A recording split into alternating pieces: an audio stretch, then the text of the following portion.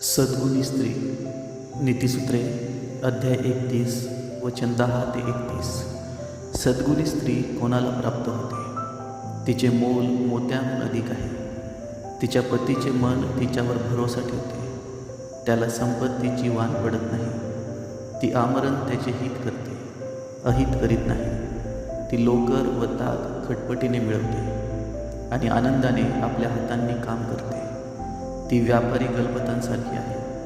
ती आपली अन्न सामग्री दुरून आणते. रात्र सरली नाही तोच ती उठून कुटुंबाच्या अन्न सामग्रीची व्यवस्था करते आणि आपल्या दासींना त्यांचा अन्नाचा वाटा देते. शेताची चौकशी करून ते ती विकत घेते. ती आपल्या हातच्या कमाईने द्राक्षांचा मळा लावते. ती बलरूप पट्ट्याने आपली कंबर बांधते.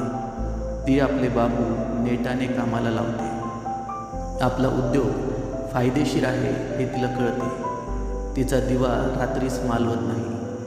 ती चाती आपल्या हाती घेते. ती हातांनी चरखी धरते. ती गरिबांसाठी मूठ उघडते, गरजवंतांना हात देते.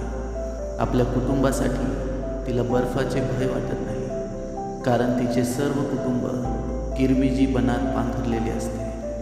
ती आपणासाठी वेलबुट्टीदार पलंग पोस करते.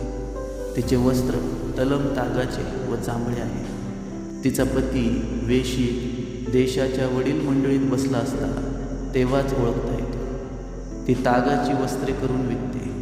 व्यापाऱ्यांना कमरबंद विकत देते. बल व प्रताप हीच तिची वस्त्रे आहेत. ती पुढील काळाविषयी निश्चिंत राहते. तिच्या तोंडातून सुज्ञतेचे बोल निघतात. तिच्या जिव्हेच्या ठाई दयेचे शिक्षण असते.